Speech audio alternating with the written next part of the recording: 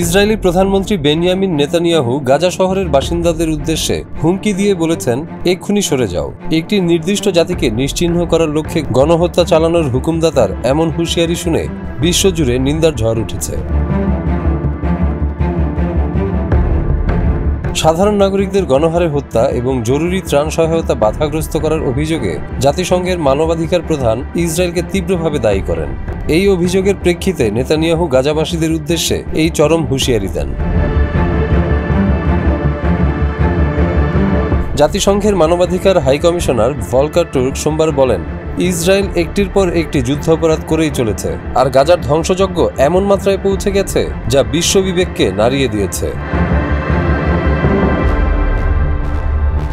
তিনি বলেন, চলতি বছরের জানুয়ারিতে আন্তর্জাতিক বিচার আদালত ইসরায়েলকে গণহত্যা থামাতে অবিলম্বে পদক্ষেপ নিতে নির্দেশ দিয়েছিল।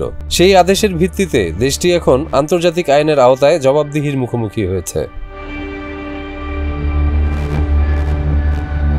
টার্ক আরও বলেন, গাজায় এখনই এই হত্যাযজ্ঞ বন্ধ করা জরুরি। তার এই আহ্বান আসে এমন সময় যখন ইসরায়েলি বাহিনী গাজা শহরের সবচেয়ে বড় নগরকেন্দ্র ধ্বংস করতে একের পর এক হামলা চালিয়ে যাচ্ছে এবং শহরে স্থল অভিযানের প্রস্তুতি নিচ্ছে।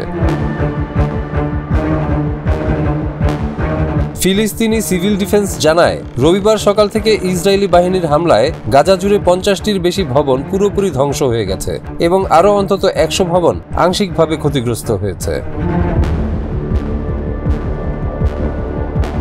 সংস্থাটির মুখপাত্র মাহমুদ বাসাল বলেন, ইসরায়েল এমন সব ভবনে হামলা চালাচ্ছে যেগুলোর পাশে বাস্তুচ্যুত মানুষদের জন্য সহায়তা ক্যাম্প রয়েছে।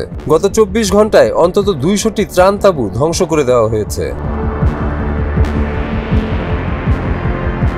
তিনি জানান, গাজা শহরের তুফাহ পাড়ায় ধ্বংসস্তূপের নিচ থেকে এখনো মানুষকে উদ্ধার করা হচ্ছে। আল জারকা এলাকায় একাধিক ভবন বোমা হামলায় মাটির সঙ্গে মিশে গেছে। হামলার লক্ষ্যবস্তু হয়েছে মসজিদ, এমনকি খেলার মাঠও। আল জাজিরার গাজা শহর প্রতিনিধি হানি মাহমুদ বলেন, একটার পর একটা উঁচু ভবন ধসে পড়তে দেখা অত্যন্ত হৃদয় বিদারক। তিনি আরও বলেন, এখানে শুধু ভবন নয়, ধ্বংস হয়েছে হাসপাতাল, পানি, বিদ্যুৎ ও যোগাযোগ ব্যবস্থার মতো গুরুত্বপূর্ণ সেবা, যা যুদ্ধের মধ্যে মানুষের টিকে থাকার জন্য অত্যন্ত জরুরি ছিল।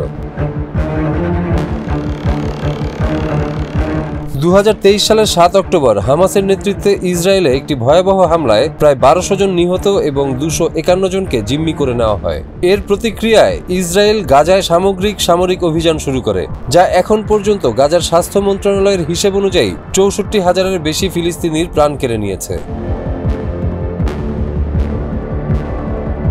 এমন গণহত্যা চালানোর পরেও রক্তপিপাসু নেতানিয়াহুর রক্তপিপাসা এখনো মিটল না। তবে বিশ্বের যে কোনো বিবেকবান মানুষই এই গণহত্যার বিপক্ষে অবস্থান নিয়ে নেতানিয়াহুর এ নতুন হুমকির তীব্র নিন্দা জানাচ্ছেন।